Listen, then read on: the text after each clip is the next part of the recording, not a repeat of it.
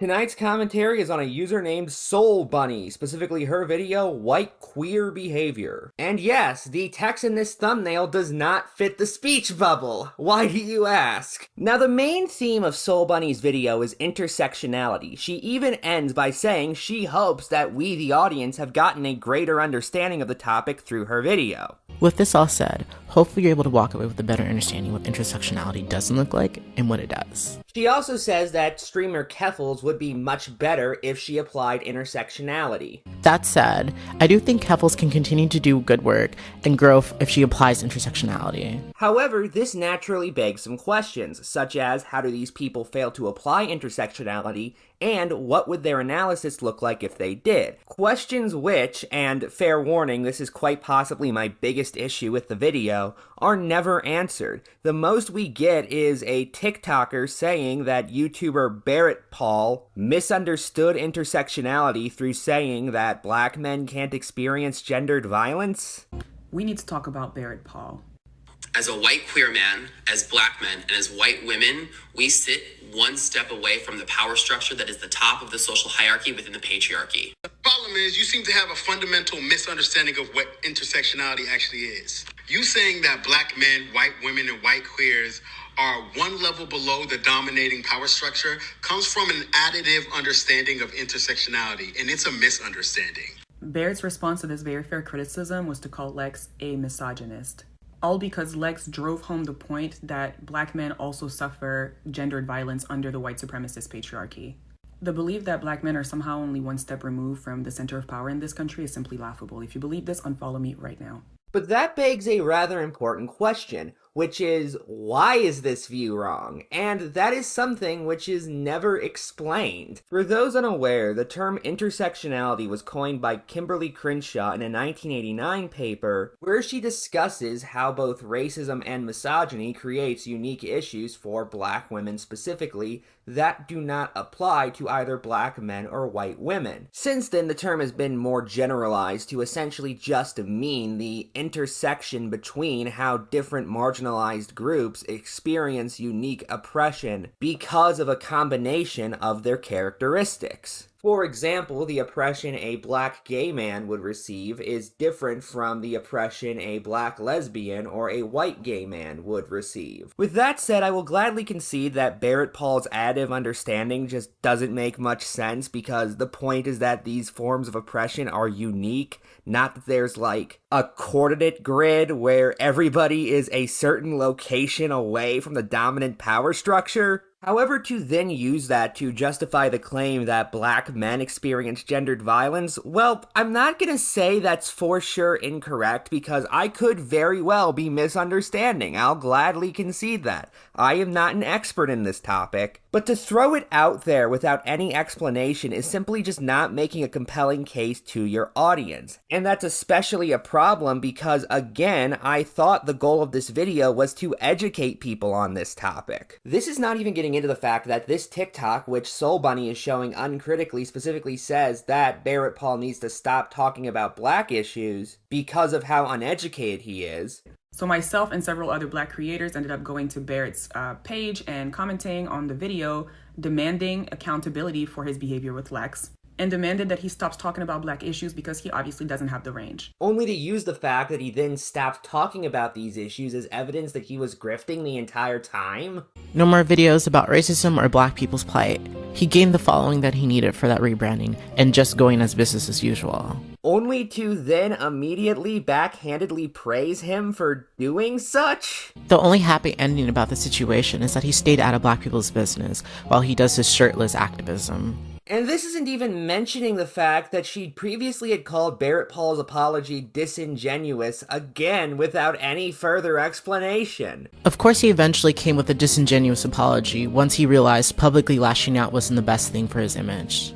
Thankfully, the black community didn't accept his apology. What's so disingenuous about it? I don't know, and you should not be surprised to learn it's never fucking explained. Regarding Keffals, she begins by playing a 2.5-minute unedited clip of her talking about tender queers and what she's referring to when she uses that term. Which, although this isn't the biggest deal in the world, I would recommend not playing a clip without commentary for that long if you can avoid it. before going on to say that she's using the term to demonize black trans women who talk about their murder rate. Genderqueer is a repackaging of the right-wing id pol, meaning identity politics. Marginalized people's plight and trans issues are identity politics. Of course, Republicans would make an acronym for identity politics to demonize us. Pushing its repackaging as genderqueer is harmful to marginalized communities that are just asking for intersectionality with your solidarity. Writing off or grouping BIPOC, trans, and queer people as genderqueers for pointing out valid criticisms is damaging. It silences the people who don't have access to a platform or a voice for the unique plight that white queer people and trans people don't experience. Trans misogynoir being one of those intersections that many trans people sit at, fighting for their survival. Black trans women being murdered at the rate of 80% is not a genderqueer issue.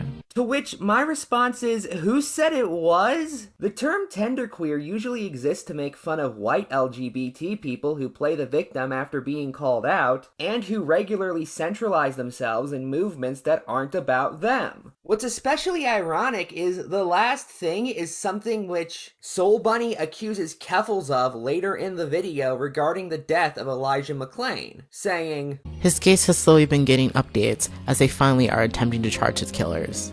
There was an update that Keffals saw and tweeted out to her audience. The tweet that Keffals made a lot of black people side at her because of her centering herself, which is very tone deaf.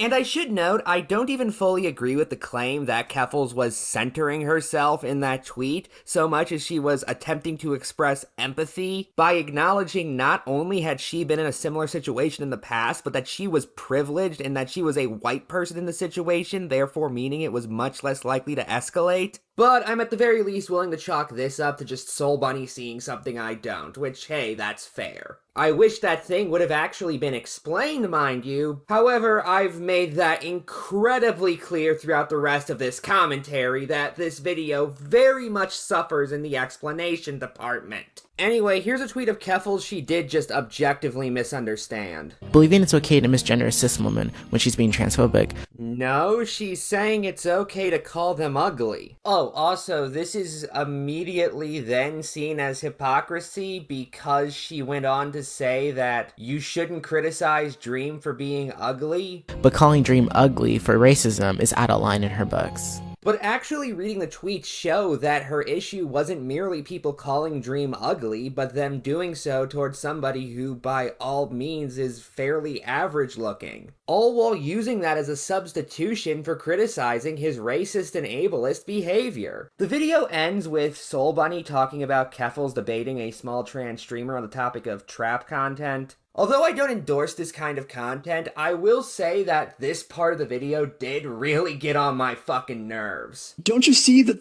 why that enables transphobes to say that we're like not real or that we're actually traps?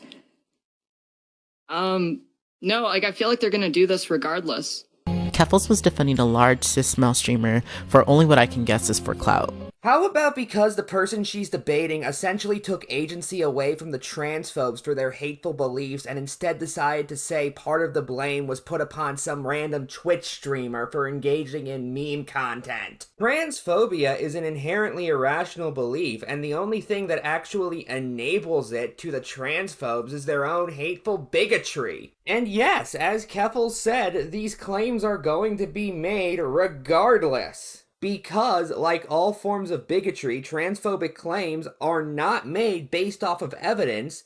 They are made and then they attempt to find evidence for these claims post hoc. As seen by the fact that, might I add, this debate is over a cis male streamer doing this, not a transgender streamer. But wait a minute, if the transphobes were actually interested in looking for evidence to enable their claims, wouldn't that deter them? No, because they aren't! There's a quote often attributed to Jonathan Swift, which I think applies here. It is useless to attempt to reason a man out of a thing he was never reasoned into. Even if all of the problematic material disappeared tomorrow, the transphobes would still be transphobic because transphobia is fucking stupid, and people don't come to stupid beliefs through rational methods. They come to these stupid beliefs for stupid reasons. Final thoughts, although this video wasn't terrible, the lack of explanation made it incredibly frustrating to watch, as claims were consistently asserted without any reasonable evidence. Good night, and good luck.